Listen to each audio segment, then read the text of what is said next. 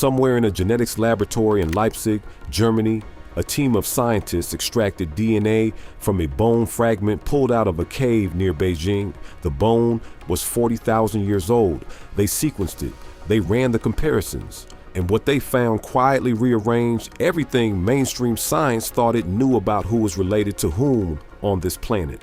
When they compared that ancient Chinese genome against every modern human population on Earth, one of the closest living relatives they could identify shared their deepest ancestry with the populations that would eventually produce Black Americans. Because 70,000 years ago in Africa, a single ancestral population split. One branch stayed, one branch left, and both of those branches are alive today. One is living in the United States, the other is living in China. Before we dive in, comment where you are watching from and click subscribe. To understand this connection, you have to go back to the single most important biological event in human history. And it didn't happen in Europe. It didn't happen in Asia. It didn't happen in the Americas. It happened in Africa. Modern humans, Homo sapiens, evolved on the African continent approximately 300,000 years ago. For hundreds of thousands of years, every human being on Earth was African. All human genetic diversity, all human ancestral lineages, every branch on the human family tree, all of it originated on one continent. And then, approximately 50,000 to 70,000 years ago, a group of Africans left. Geneticists call this the out of Africa dispersal.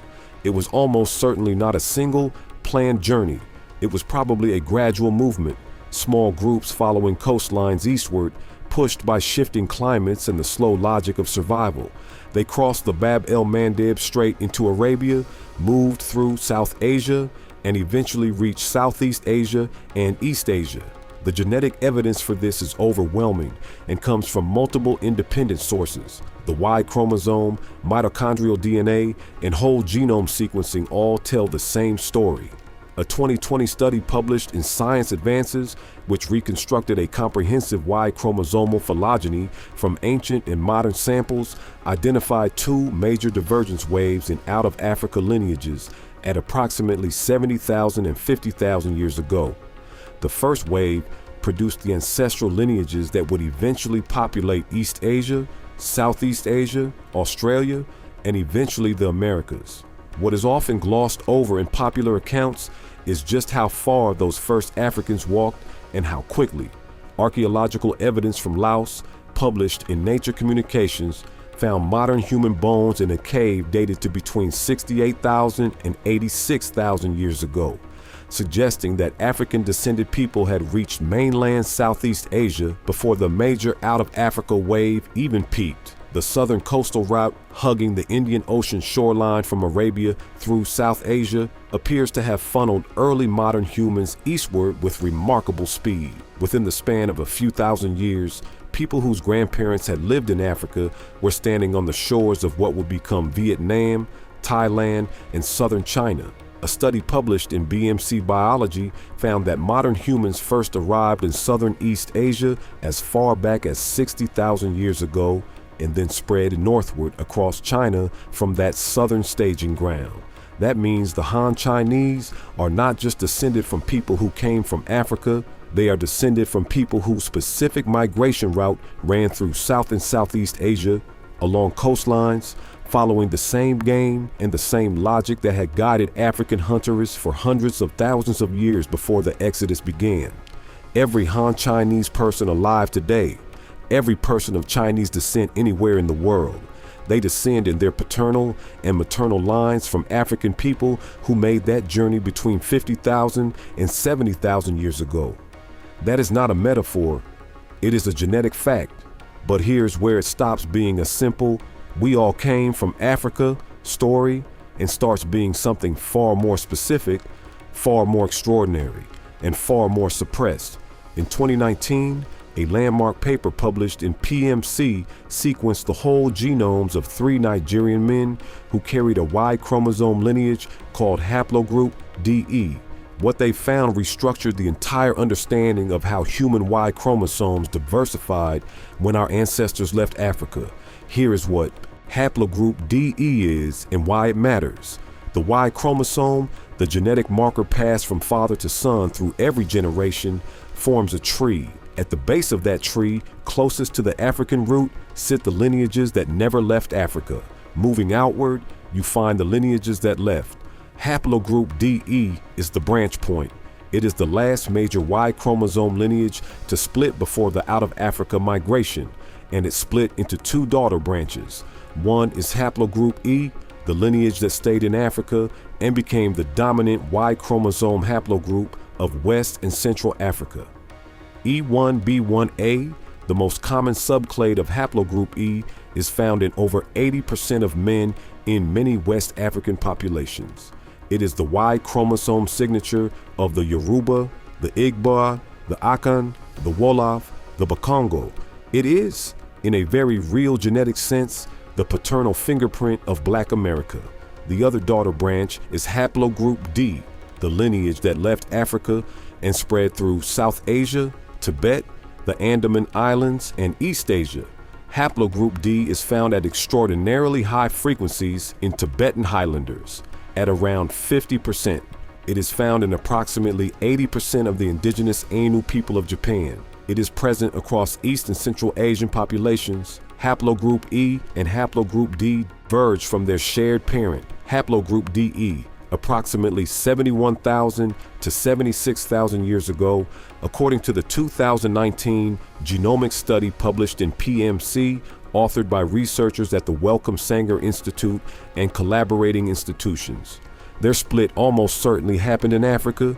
The paper examined the whole genomes of 3 Nigerian men carrying the rare intermediate DE star lineage, a lineage so ancient and so close to the original split point that its existence had been debated in the scientific literature for nearly 2 decades before modern sequencing technology could definitively resolve it.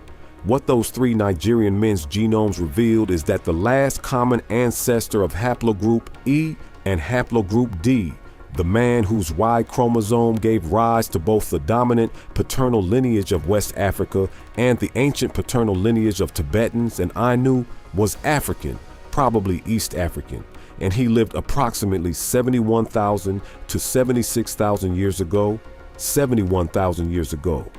Before any agricultural civilization, before any writing system, before any kingdom or empire, before the Sahara was a desert, before the Mediterranean had its current shape, before the ice sheets of the last glacial maximum had begun to grow, in a world that looked nothing like the one we inhabit today, an African man fathered sons, and through those sons, 2 lineages descended, one that would remain on the continent of origin and one that would walk to the opposite end of the earth, which means that the Y chromosome carried by the majority of Black American men and the Y chromosome carried by Tibetan Highlanders, Japanese Ainu, and populations across the East Asian world share a common African grandfather from roughly 71,000 years ago. One stayed, one left. Both are alive today. Now let's go to the maternal line, because the Y chromosome tells only the paternal story. The mitochondrial DNA, the genetic marker passed from mother to daughter, tells another, equally extraordinary story that connects Black Americans to Chinese populations through a lineage even older than haplogroup DE. Mitochondrial DNA is inherited exclusively from the mother. It does not recombine. It accumulates mutations at a predictable rate, making it the most reliable molecular clock in human genetics. And when scientists map the mitochondrial DNA of every human population on Earth and trace it backwards in time, all roads lead to Africa. Specifically, they lead to haplogroup L3. Haplogroup L3 is a mitochondrial lineage that originated in East Africa approximately 65,000 to 70,000 years ago. It is extraordinarily common in West Africa. The Yoruba, the Igbo, and related populations carry L3-derived lineages at very high frequencies. And because Black Americans descend overwhelmingly from West African women, haplogroup L3 and its subclades are among the most common mitochondrial lineages in Black American women today. Here's the connection to China. Haplogroup L3 is not just a West African or Black American lineage. It is the direct maternal ancestor of every non-African mitochondrial lineage on Earth, every single one. Haplogroup M, the dominant mitochondrial lineage across East Asia, including the Han Chinese, is a direct daughter of haplogroup L3. Haplogroup N, from which European and many Asian mitochondrial lineages descend, is also a direct daughter of haplogroup L3. In plain language, the maternal lineages carried by Black American women are the ancestral lineages from which all Chinese maternal lineages ultimately descend. An East Asian woman's mitochondrial DNA traces back through an unbroken chain of mothers to an African woman who carried haplogroup L3 approximately 70,000 years ago. The mother of all Chinese maternal lineages was African. If this channel is new to you, subscribe. Every video here is built from peer-reviewed science, primary sources, named researchers, specific institutions, real data. No mythology, no speculation, the genome speaking for itself. This story is far from over. Now let's talk about the bone that started this video. Because the Tianyuan cave finding is not just scientifically remarkable, it is the moment where ancient DNA and living populations collide in a way that makes this ancient connection suddenly, viscerally real. In 2013, a team led by Professor Fu Chaomei at the Chinese Academy of Sciences, in collaboration with Svante Pääbo's lab at the Max Planck Institute of Evolutionary Anthropology in Leipzig, the same lab that cracked Neanderthal and Denisovan DNA, sequenced mitochondrial and nuclear DNA extracted from a 40,000-year-old modern human found in Tianyuan Cave near Beijing. This individual, known as the Tianyuan Man, is among the oldest anatomically modern humans ever sequenced in East Asia. His bones preserve one of the earliest genomic snapshots of what human beings in China look like genetically at the dawn of East Asian population history. He was a fisher-gatherer. He ate freshwater fish and freshwater plants. He lived near what would one day become one of the most populated cities on Earth, in a landscape that was still wild, still dense with megafauna, still connected to the broader Eurasian continent by land bridges that the rising post-glacial seas had not yet swallowed. He had no name that we know of. He left no written record. No descendants have been directly identified, though his broader population gave rise to many present-day Asians and Native Americans. He was simply a man, born from African parents, raised in the East Asian wilderness, dead at an age we cannot determine, buried in a cave that would not be excavated for 40,000 years. The findings, published in PNAS, were unambiguous. The Tianyuan Man's nuclear DNA showed that he derived from a population that was ancestral to many present-day Asians and Native Americans. He was not European, he was not South Asian, he was East Asian, and he was there in Beijing 40,000 years ago.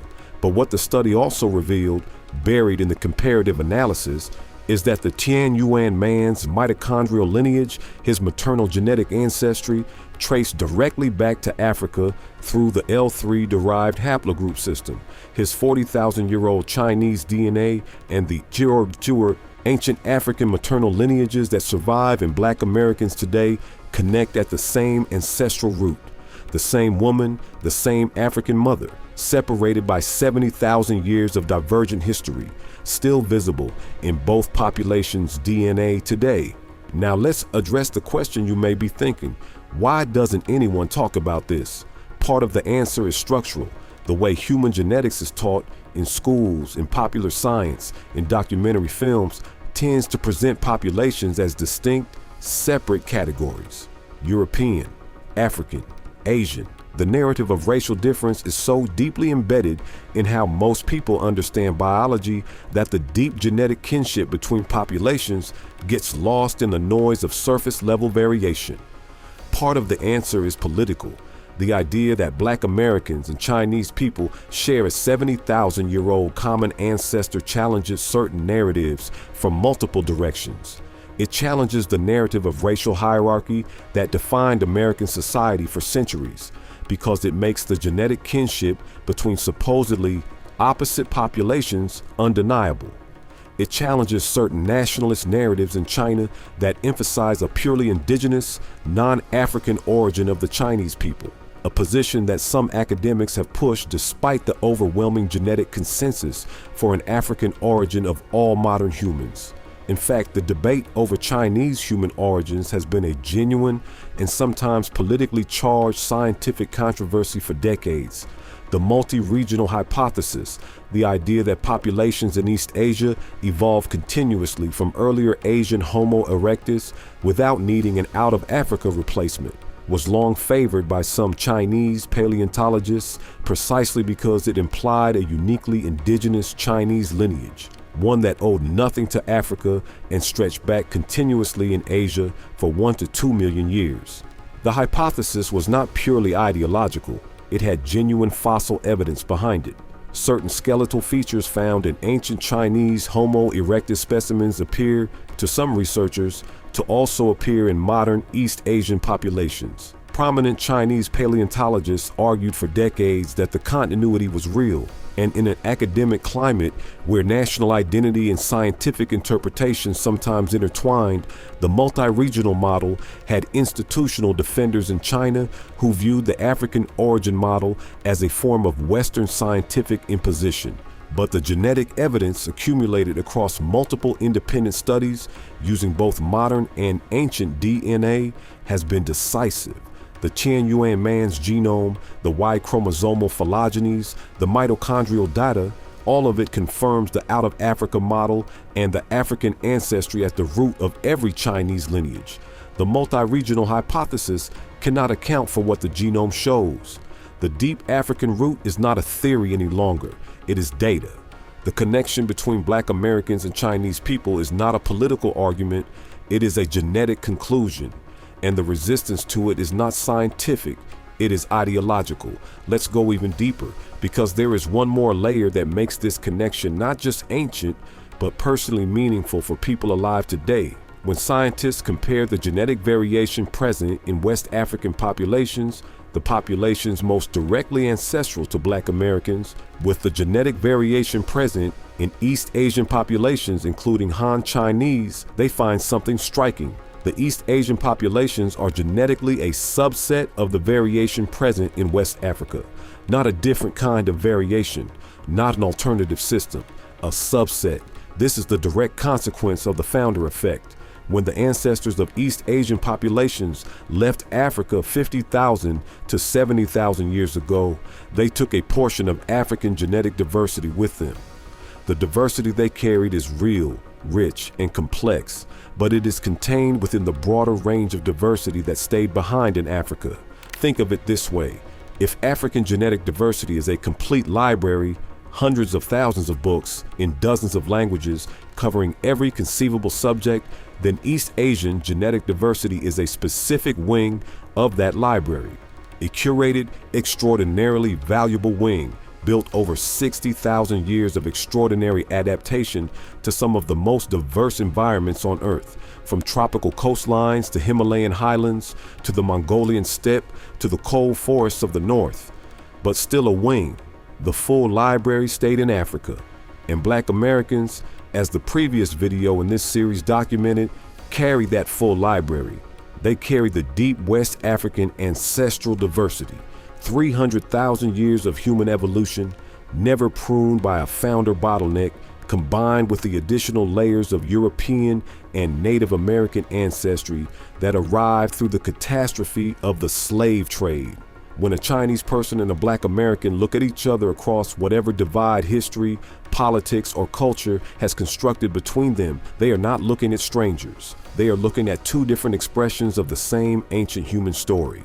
One expression stayed close to the source and accumulated every variation Africa ever produced. The other expression left, traveled across 2/3 of the planet's surface, and built something entirely new with the genetic inheritance it carried. Neither expression is more human than the other. Neither is more ancient or more authentic or more legitimate. They are two branches of the same tree, diverged 70,000 years ago from the same African root, separated by language, culture, history, and geography, but connected permanently and measurably in the genome. In 2019, when the D0 haplogroup paper confirmed the African origin of the DE split, when it established that the common ancestor of the E lineage carried by most Black American men and the D lineage carried by Tibetan and Japanese populations lived in Africa approximately 71,000 years ago. It resolved one of the most contentious debates in human genetics. That finding was published in Molecular Biology and Evolution. It was covered in specialist genetics media. It was discussed at conferences and cited in subsequent phylogenetic studies, and then it largely disappeared from popular consciousness. Not because it was wrong, because it was inconvenient, because a world organized around the idea of racial separation, a world where African and Asian are treated as opposite endpoints on some imaginary human spectrum, has very little space for the news that the Y chromosomes of West African men and the Y chromosomes of Tibetan men last shared a grandfather 71,000 years ago on the African continent. A grandfather who had never seen a rice paddy, a silk road, a great wall, or a plantation. A grandfather who was simply human, hunting, foraging, surviving, fathering children in the African homeland of our species. But the data does not care about inconvenience. The data does not care about national identity or racial categorization or what any government or school system decided to teach. The haplogroup E African grandfather is real. The haplogroup L3 African grandmother, the mother of all Chinese maternal lineages, is real. The Tianyuan man's 40,000-year-old genome sitting at the root of East Asian ancestry, tracing back through African L3, is real. The connection is 70,000 years old. It has survived everything, every empire, every diaspora, every attempt to sort humanity into categories that the genome simply does not recognize. It is still there, written in every cell. Subscribe if this channel is giving you something you can't find anywhere else.